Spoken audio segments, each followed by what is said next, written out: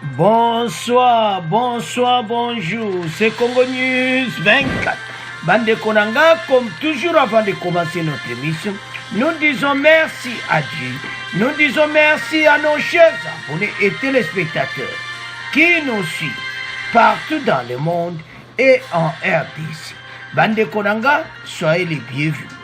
À la une, Bandeko, réaction de Samadou Kondé et Mike Ama sur la mort de Patrick Liora à Michigan. Bandeko, tokoyoka ba réaction, tokotala ndenge makamango elekaki, mort ya Congolais Patrick na Michigan, États-Unis. Alors, Mike Ama kene komona lutundula, et puis tokoyoka réaction ya Premier ministre pe oye lobami pona yango na vidéo. Deuxième point, Bandeko Nangai. On va parler d'abord les grandes lignes de la proposition de la loi électorale. Oyo, bazo senga toujours ba modifié. Bandeko, pression sur le gouvernement, pression sur l'Assemblée nationale, et zo dans l'opposition na ndenga mokiti. Alors, tokoyoka G13, ba yé la proposition na bango, tokoyoka bango Bandeko Nanga, et puis tokoleka sur message ya Lamuka. Lamuka aza ko exiger consensus. Bokoyoka ndenge baza ko ganga Bandeko Nangai. To yebite makambo to kenango ti wapi. Alors Bandeko Nanga tozala connecté to ko développer ensemble. Troisième point, Bandeko Nangai. Message de Matata Mpoyo au président de la République Félix Tshisekedi. Bandeko bokoyoka oyo matata lo eza somme. Alors tozala connecté tokodévelopper ensemble. Kaka na troisième point na Bandeko Nangai eyindi na ONU accord Rwanda Royaume-Uni ete bamema baréfugie na Rwanda kuna oyo baka moto epeli. Tozala connecté tokodévelopper ensemble. Alors, chers téléspectateurs, émission de Bandi et comité autre sur l'ensemble, la situation politique na RDC. Réaction de Samadou Kondé et Mike Ama, Bandeko, et ça somme sur mort ya Patrick Liora na États-Unis, na Michigan. Bandeko, toko bandananu, na ndenge makamango esalamaki. Ba policier ba bimisi vidéo nde makamango ezalaki. Bandeko eza pasi mingi komona liwa oyo komona koma na États-Unis ba noir baza kokufa e kotombe mena na jeune congolais. Mwana na biso mawatro ezopesa pasi na kuwata otala vidéo wana te. Alors à Kinshasa ba pesi réaction. Toko banana réaction ya Kinshasa, après tu na Mike Ama, après tu na réaction en direct ya Michigan. L'assassinat de Patrick Liora par un policier américain à Michigan a été évoqué vendredi 15 avril au Conseil des ministres, présidé par Félix Tshisekedi.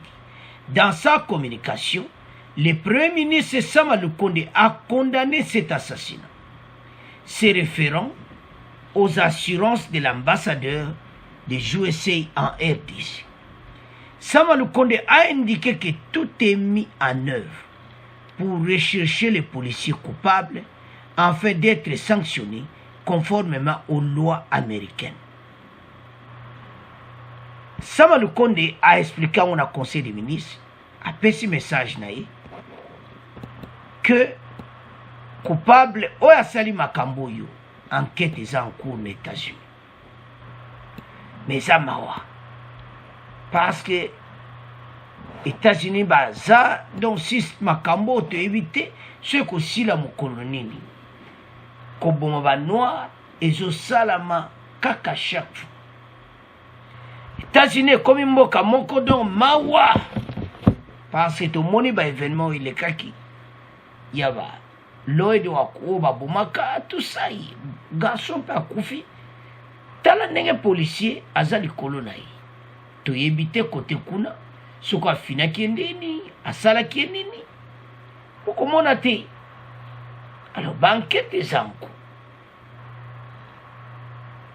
bango bazali kosala patrouille batuni ekaro eza yo esi oza na permis ya voiture wana. C'est là où makambo ebandaki nayebi te mpo ane akimaki eza mawa telema na bosolola na bango. Ah non, mais bokomona video bande bebele mpe aussi bomonaki yango. Le Premier ministre a précisé que l'ambassadeur des USA en RDC a exprimé à notre VPM, ministre des Affaires étrangères, les vifs regrets ainsi que les condoléances de son gouvernement suite à cette ignoble.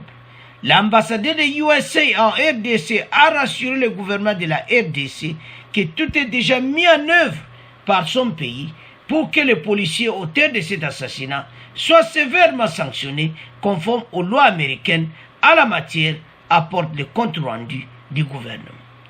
Conseil des ministres Toyoka Patrick Muyaya a expliqué. Bandeko esa pasi komona mwana azokufa liwa ya boyi. Alors sikoyo toyoka na conseil des ministres ndenge makabango elekaki bongo to avance. Toujours au cours de cette réunion du Conseil des ministres, le Premier ministre condamne l'assassinat aux États-Unis d'Amérique de Patrick Lyoya, d'origine congolaise, cette semaine par un policier au cours d'un contrôle de routine. Jean-Michel Samalou Kondé l'a dit donc au courant de cette rencontre. On écoute une fois de plus le ministre Patrick Muyaya. Le Premier ministre chef du gouvernement a condamné avec force le lâche assassinat par un policier blanc aux États-Unis d'un citoyen d'origine congolaise nommé Patrick Lyoya, sans armes lors d'un contrôle de routine.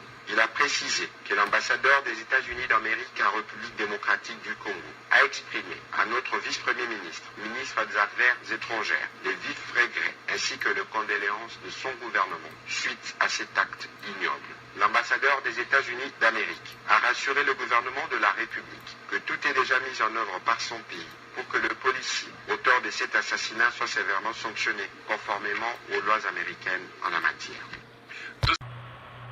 Alors, nous avons suivi Bandeko. Et ça, la capacité, comme on a les lois brusques, Mwana Akoufi. J'ai demandé à rencontrer Wanasiko, ambassadeur américain, exprimer nos condoléances à la mort tragique à Michigan, Congolais Patrick Lyoya. Cet incident terrible fait l'objet d'une enquête afin que la responsabilité et la justice puissent suivre selon les lois, la loi américaine. Wana message na tutaki, Mike Ama, ça fait mal pour na jeune oyundenga kufi. Routine wana, bandeko, je ne sais pas. Soko tali, et quoi qu'on tourne boyete, et pendant qu'il calmement, a tourné qui soko zana permis. Mais n'enge changé. C'est pas quand ça qui a ça qui n'est pas comme benenga kimaki. On ne sait pas. Alors balandi kangia bambiena c'est donc tout ça est pessi pena qui te côté. Après Toyoki que jeune a couffé. Alors manifestation dans le Michigan. Après la publication des vidéos montrant un policier blanc tuant un homme noir d'origine congolaise. Tant qu'à vidéo est bimi, alors bango nyonso ba congolais ba koti na nzela pona kosenga justice pona Patrick Lyoya. Bande konangai chaque fois makambo ezosama na États-Unis. Ba noir il fallait bazara moins sage parce que et comme il peine un risque à kosakanati donc on dirait que ba policier bali kobomaka ba noir parce que les kambuso tali kambango le bokotala video bandeko bokoloba bamusu pende na oloba bayebi yo nazoloba mpo bamusu pete batalaki yango déjà na baréseaux sociaux. Les jeunes garçons aza na munduki te wana moto ezalaka très dangereux, mais na ndenge baapprochaki babandaki bien olobaka anglais. Donc tout ça soki tootala et ça c'est difficile à comprendre. Mais là non yebisa bacongolais ani tokomi na gouvernement moko responsable, tokomi ka na pona soki likambo eza libanda babomi congolais, réaction au gouvernement, ministre akobengisa ambassadeur bakosola akutu Mike Amayemo déjà et pas du Tundura ba réagir ensemble osoma que gouvernement baza responsable fachi azotalela congolais nyonso place oza libanda ezolobaka mabe so likambo ekoi gouvernement congolais ambassade ako intervenir directement. Mboka oyo ezesu ndenge ezalaka liboso te ke bakabo ekoi okomona motu te akokotela yo, mais lelo bakongole bakomi na esengo so likambo ekoi bayebi ke faci akolandela. C'est ça eloko tozoloba. Mora Patrick echoke bato ebele parce que na nde toyokaki ba histoire mosusu ke il a été d'abord arrêté avant ça pona makambo mosusu bakangaka ye finaki wana namona mpe ndenge abete munduki te me afinaki ye me déjà ezobimaki abetaki munduki me bandeko ezosala mawa baza mwana biso comme yo poza na mwana yo boye abimaki na voiture oyo ko boye salami bon soki azalaki na permis te je sais que c'est infraction so oza permis te kotambola te tamusa te lokola moto aza na permis atamusa parce bapays développé en tout cas côté wana kosakana te. Alors je ne sais pas situation na ye andeko eza mobulu. Alors pour le moment famille ne esali bango pasi mingi mwana bango akei eza mawa. Alors bandeko totali video biso nyonso totika ngo na bino tokomoke na deuxième point.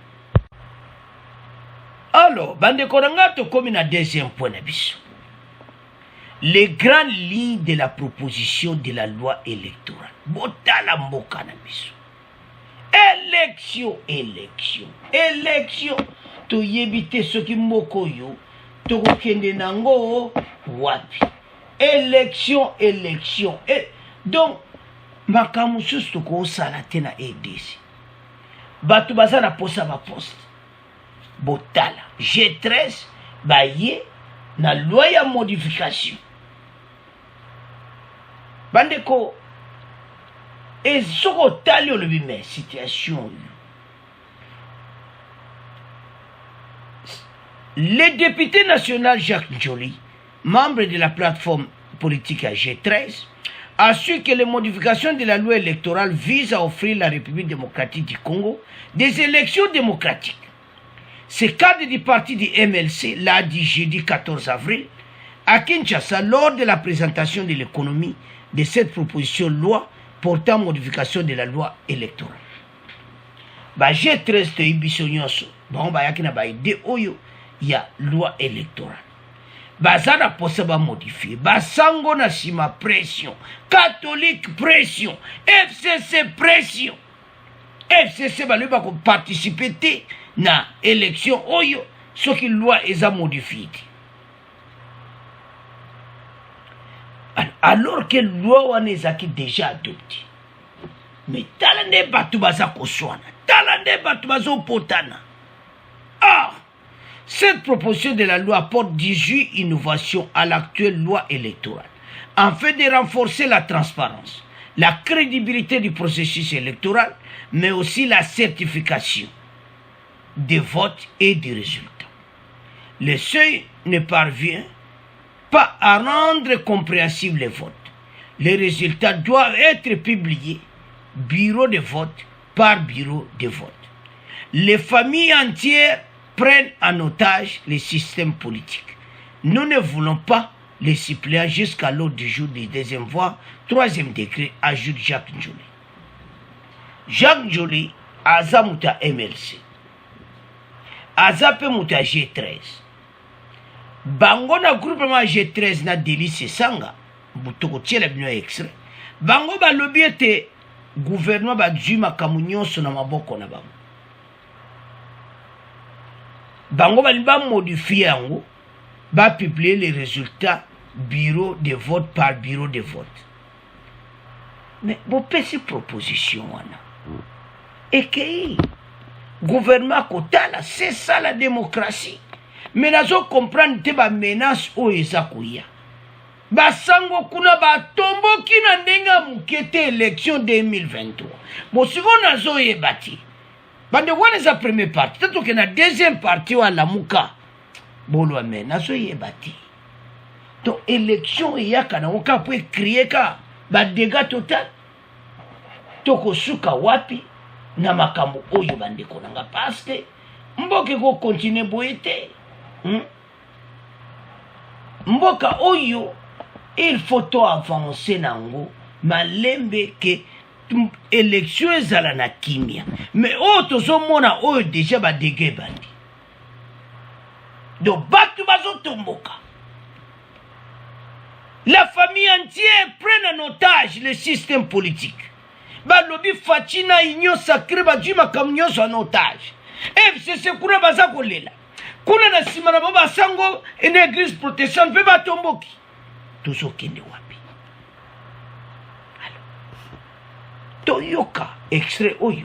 Bon, to continue mission na biso. Monsieur, bonsoir. Présentation hier jeudi de l'économie de la proposition de loi portant modification de la loi électorale. Le G13 apporte 18 innovations, résultat d'un consensus de toutes les forces vives de la nation. Ces modifications visent à offrir au pays les élections crédibles, transparentes, inclusives et dont les résultats reflètent réellement la vérité des urnes en 2023. Souligne le député Jacques Njoli, co-auteur. Délice Sanga, pour sa part, salue les soucis pour le FCC de rechercher le consensus et plaide pour que le pacte social contenu dans cette proposition de loi soit respecté par le Parlement au moment du vote et pour des élections réellement transparentes. Des détails avec Michel Kifindangoy. Cette proposition de loi apporte 18 innovations à l'actuelle loi électorale afin de renforcer la transparence, la crédibilité du processus électoral, mais aussi la certification des résultats, souligne Jacques Njoli. L'élément structurant, c'est d'arriver à la transparence de la chaîne de vote et des résultats. Le seuil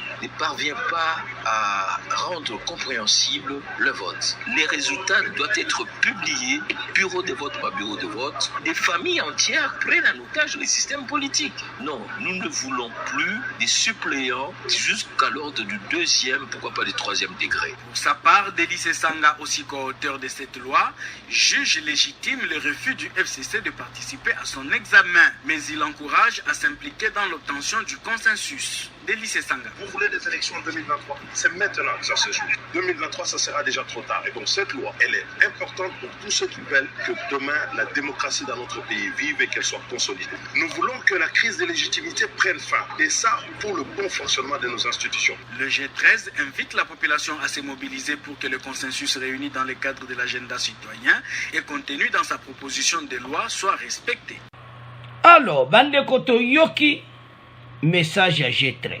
Toyoki ba Sesanga, Banjoli, donc bande ko pression oyo na FCC balobi ke ba participer na élection ceux qui ba modifier yangote.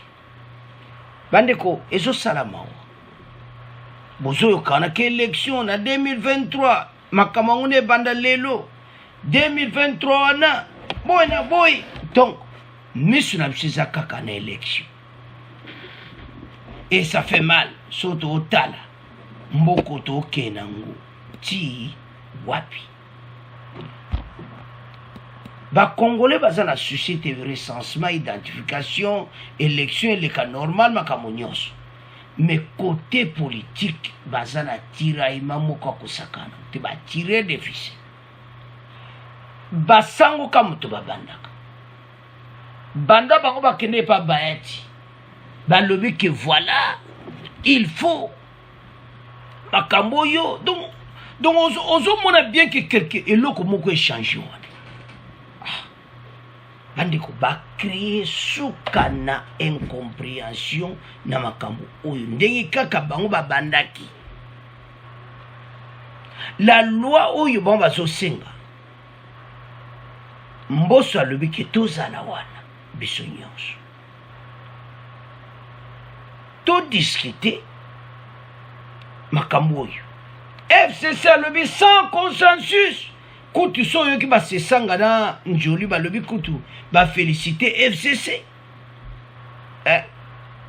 ndenge basengi consensus ndenge mobela lamuka baso félicité FCC nde baotia pression pour l'élection 2023.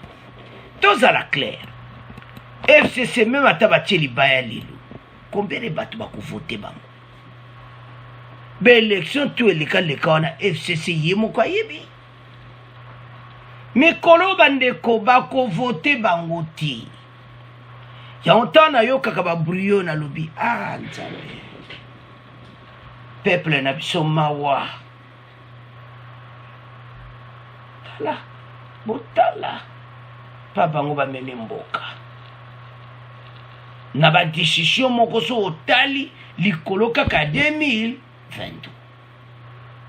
ngana lingaka basango batia bato pression sur makambo ya est ezala kitoko parce que makambo ya minene nde yango wana pays ezokipe na bato bakipe bavillage na biso bavandavanda wana so tobengani bango lobi bazongi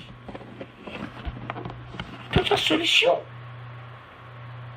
renfort ya makasi armée makambo ebele bopesi baide to baya lelo mboka eza ataki tobakisa ale bajeune nyonso ya 18 ans oyo abana akoti armée to basali procédure wana balwa kitoko mpona koavanse mboka balwa makambo ya recensement alors que le recensement eza développement ya mboka me balobela yango te kaka ye mo gouvernement alobelaka me bango kaka élection 2022 élection non.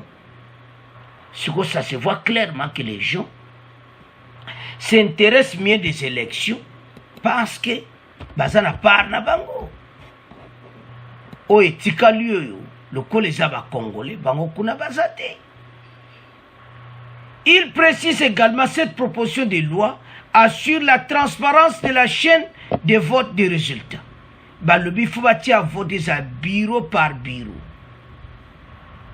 Bon bazolinga soki kaka baresultat donc batika seni bopesa bango basala boza kobitungisama nanu kutu oh voilà élection eza lelo makambo fe banda lelo eza mawa.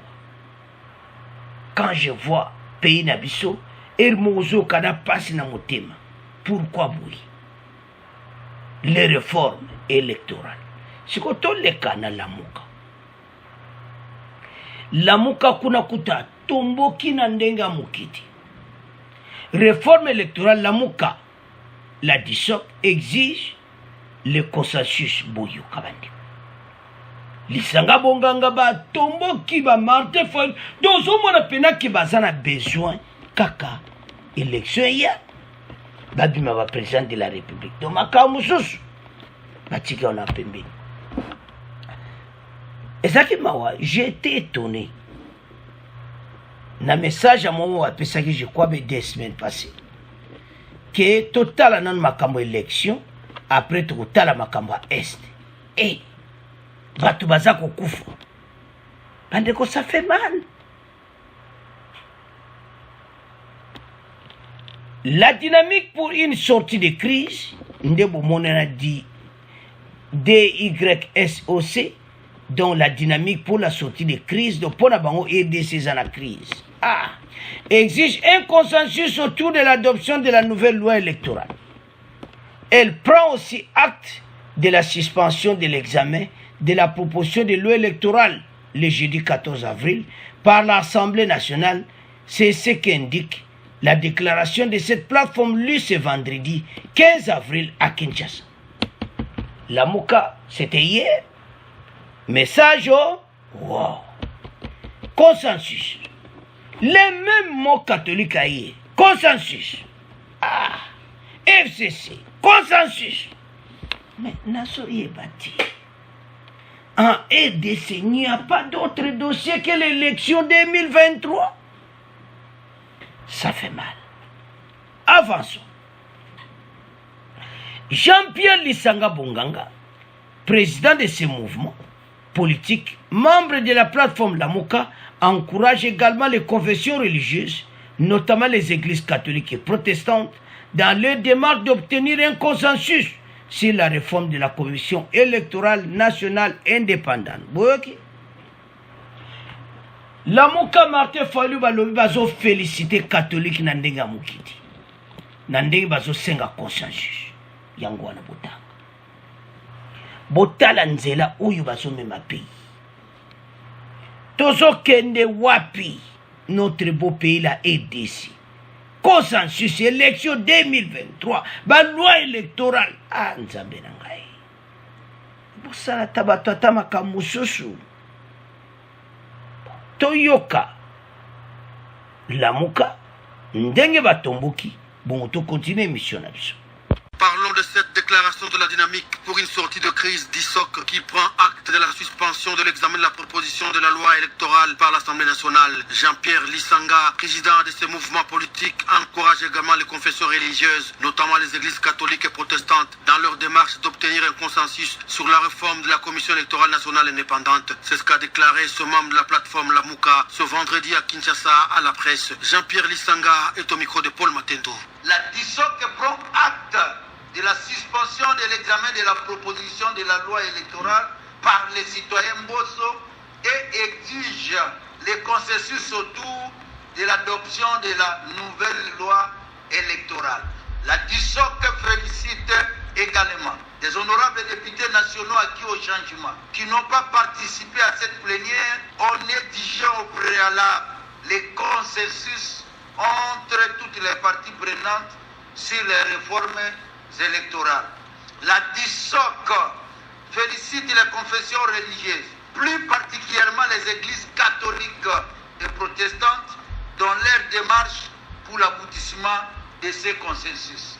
La DISOC félicite les forces politiques et sociales acquises au changement pour avoir répondu favorablement à l'appel leur lancé pour s'opposer à la tenue de la plénière de ce jeudi. Alors, bande konanga tolandi biso nyonso. Réforme électorale. La DISOC. Dynamique pour une sortie de crise à RDC. Martin Fayulu. Crise à la RDC pour le moment. Bon, tout ça la démocratie. Alors, Jean-Pierre Lisanga Bonganga, président du mouvement politique, membre de la plateforme Lamuka, yé mouta pesi message wana. Nde bozo mona yé wana côté de Fayulu. La DISOC exige le consensus autour de l'adoption de la nouvelle loi électorale. Elle félicite également les députés nationaux acquis au changement qui n'ont pas participé à cette plénière. Alors, bazo féliciter FCC. Ndenge ba bimaki na plénière ba boy kotikala. Parce que FCC ba boycotaki yango. Ba boy ba lobby faut consensus. Avançons. Ba lobby boyawa. Que en exigeant au préalable le consensus entre toutes les parties prenantes sur les réformes électorales. Balobi boui. Que ndenge bango bimi. Ils ont exigé été consensus ezala na ba partie prenante. Catholique le bavand autour de la table. Yango zoka Lamuka zo féliciter catholique. Bavand autour de la table. Bas ne ba solo la dialogue va avancer dans makambo. Ce qui n'est pas le cas. Il y a union sacrée. La majorité reste la majorité. Elle félicite également les confessions religieuses, plus particulièrement les églises catholiques et protestantes dans leur démarche pour l'aboutissement.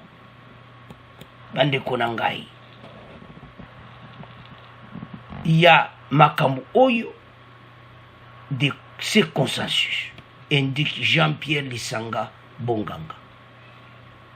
Bandeko, bango balobi ke il faut penda ezala ndenge FCC ba boycotté balobi ke il faut ezala bongo, et puis consensus soko ezati do pona bango bazoloba ki ekozala crédibilité. Lamuka bapesi message na bango. Bandeko soko totali dossier oyo, mais moko, quand je vois, ça me fait un peu mal en tant que Congolais. Quand je vois tout ce qui se passe, son atalinde batu bazako. Ah, Nzambe. Non. Pourquoi? Hein?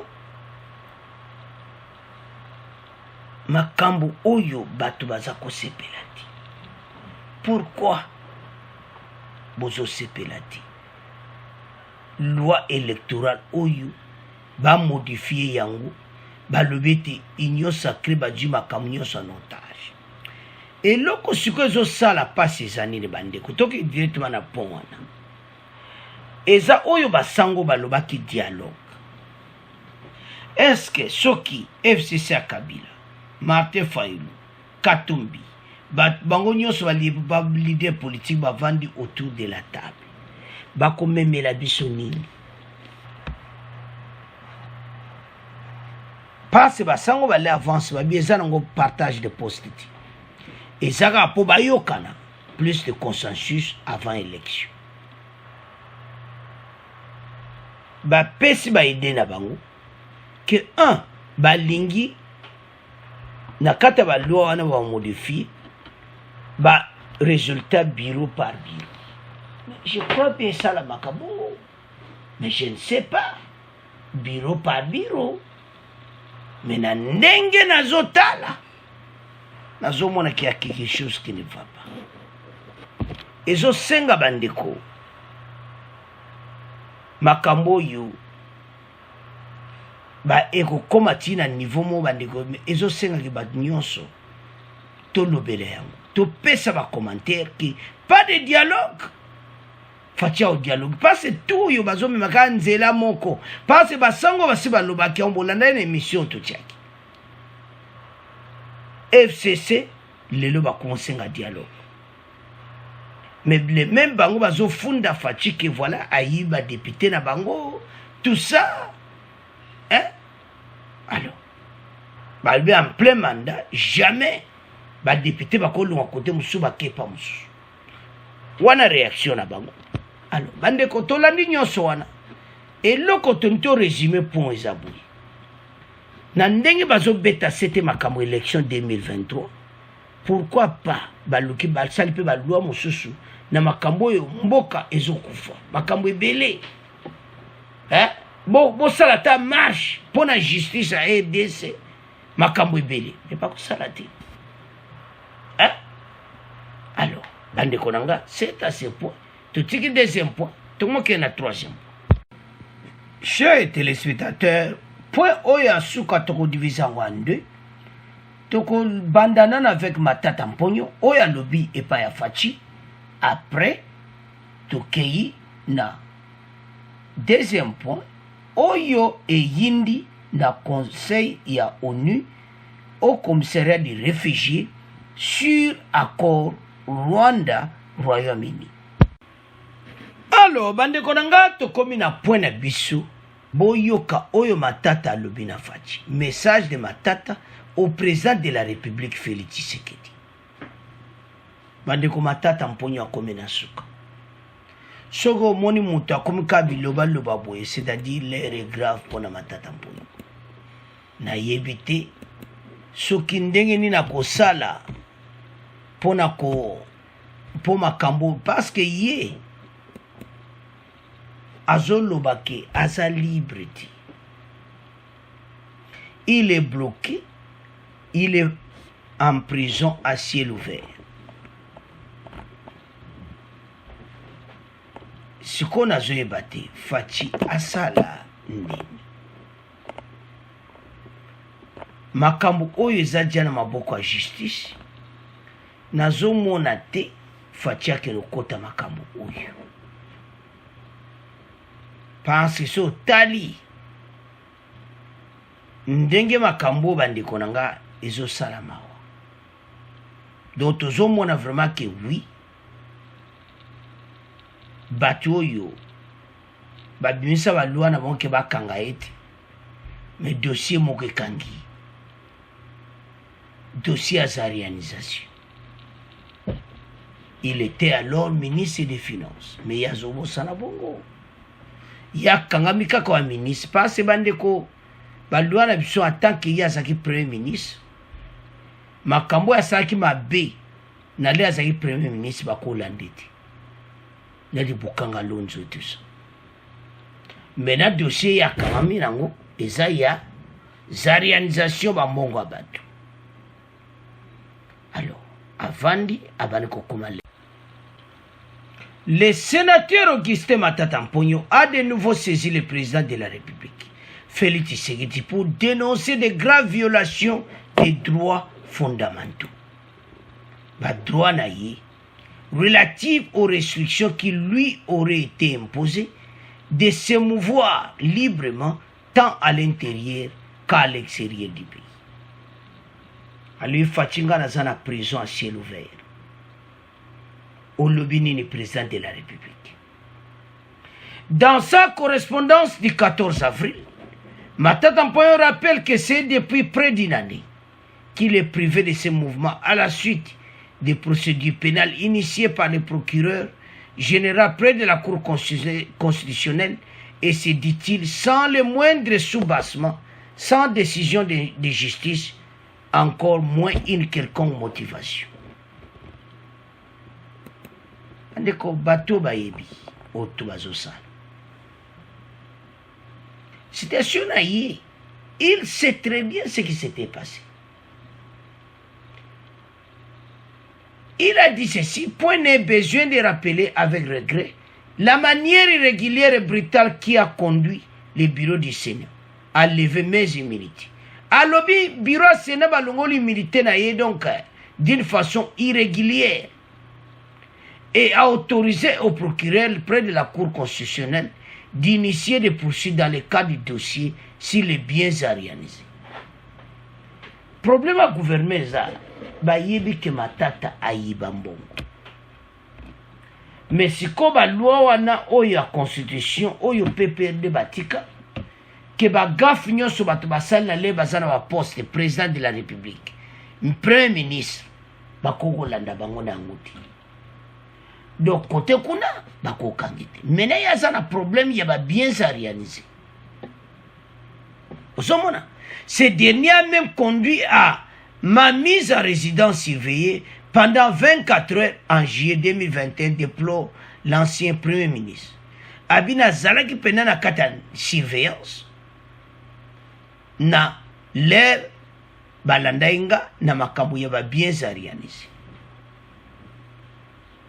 Bato bayebi ke tozo quitter pouvoir. Fallait qu'on prépare ba position na biso ete mutu ayate place wana bakanga biso te. Bango nyonso mena yaza na problème Matata Mponyo. Ayebi ke problème à réalisation l'air wana yaza ki premier ministre était il était ministre des Finances. Matata qui continue de clamer son innocence rappelle qu'au terme d'une de ses lettres, il avait sollicité l'implication personnelle du chef de l'État en vue d'obtenir la cessation de dites violations du fait de la clôture des débats des droits à la suite de l'arrêt d'incompétence rendu par la Cour constitutionnelle en date du 15 novembre 2021, lequel a mis fin tant la procédure sur le dossier Bukanga Lonzo que celui des biens à réaliser. Non, Matata Mponyo. Osomona bato ezaki bongote. Osomona yaza na dossier o bazo landa ye, ya biens à réaliser. Ya Bukanga Lonzo batikaki dossier na ye. Alors, il confirme que pour avoir constaté qu'il n'y avait pas de preuve d'allégation de détournement, le procureur général lui avait présenté ses excuses et avait promis de classer les 10 dossiers sans suite. Cependant, il s'est étonné de constater que tous les justiciables des dossiers Boukangalonzo et des biens organisés soient autorisés à voyager à l'intérieur comme à l'extérieur du pays, sauf lui. Alors, batu bazo bima bazo tambola. Pourquoi kakangaye matata mponi? Donc, bota la problème matata comme nango deux dossiers. Dossier à réalisation et puis dossier ya Boukangalonzo. Donc, problème matata est comme sérieux bandeko. Donc, yé a comme maintenant na problème parce que oyo nyonso elekaki maintenant aza mutu akoleka là-bas. Alors yango batindeli epe lettre do matata mponyo yekuna pasi akomaki pone innocence et tout ça, mais awa gouvernement alobi ke ye matata mponyo dossier à réalisation asa mokangani. Alors bandeko nanga eza pasi pe mawa komona kwa matata lelo akomolela innocence. Donc makamu nyonso soto landi wana to comprendre que en tout cas les biens à réaliser ezalaki pena fraude. Alors matata aux arrêts et puis donc bakangi sur Boukangalonzo et sur les biens à réaliser. Mais selon lui, il y a le béquet, jamais bako kangi pona yango. Alors, bango bayebi bazako sala, bazumboka na biso ba commission kaka boye. Balongwe na pouvoir, batiki ba loi que président de la République na premier ministre jamais bako landa bango ba dossier oyo bazalaka premier ministre. Et maintenant, akutana dossier oya ya bien à réaliser. Si quoi azo senga Fachi a intervenir, Fachi a intervenir sur quoi? Fachi batoyo bokoko tika bangote, batoyo bafuta oyo bazwaki, qu'il rembourse tout à la banque centrale.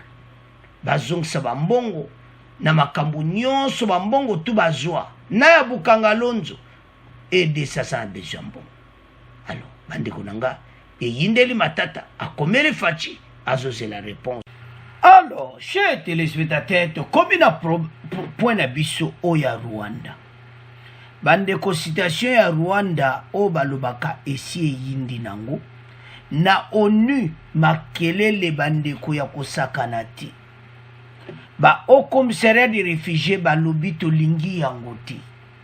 Dona mikolo ezoya déjà toko yoka bako anile yango. Pour le moment débat za kosakana nango te. Na parlement britannique bango nyonso opposition baza contre yango. Donc tozomona tendeni ko avancer. Bandeko ba pesi ba exemple belé parce que ça na rapporté. Alors ceux qui ont landi bo comprendre que il y a quelque chose où ils a caché wana. Yango e komiti na niveau wana. Donde to lobawa kuna débat kusakana te. Parce que mutumota o comprendre amona keze on dirait comme mobo mais alors que banglais bazo salango na franchement kaki ba réfugié ba kene ko banglais ba na ide mabeti. Le problème est que Rwanda zana boule na ye pona makamuna eka wazo sala kuna. Comment bosali accord? Yona kata accord wana zolo baki kaka mibali. Mibali baya kosala nini? Bandeko yangonde motu oyo makambo yo e yindi bandeko.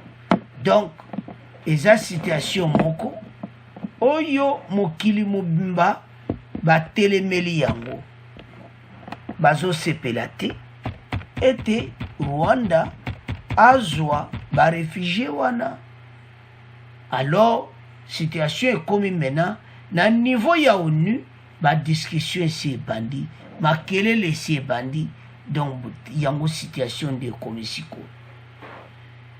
parce que accord wana eya kobima ekoma allez et comme les sous-groupes armés moko boye allez EDCO c'est ça le problème donc biso na EDC tozotala bazo vigiler parce que EDC pour le moment bazana na osakana te parce que EDC armé bazo former na ndenga mukete donc situation yo tokoyoka situation oyo esili nango parce que ndenge organisation minene wana batelemeli yango alors tozomona ke ekoyinda déjà pe bango bakomi na problème parce que baboyi parce au commissariat des Nations Unies conseil de sécurité de zomona bavandi wana Guterres aza wana soki baboyi likambo esili nango tozomona tende nini au niveau vraiment à condima mais le problème est là Royaume-Uni va sa grande puissance Rwanda a besoin l'art bande ko pona petunto ke na pona bande ko ba voisin guerre à est ndenge ozo ko ke état de siège kuna déjà ezo soit ba voisin ba kope ezo simba ndenge ezalaki te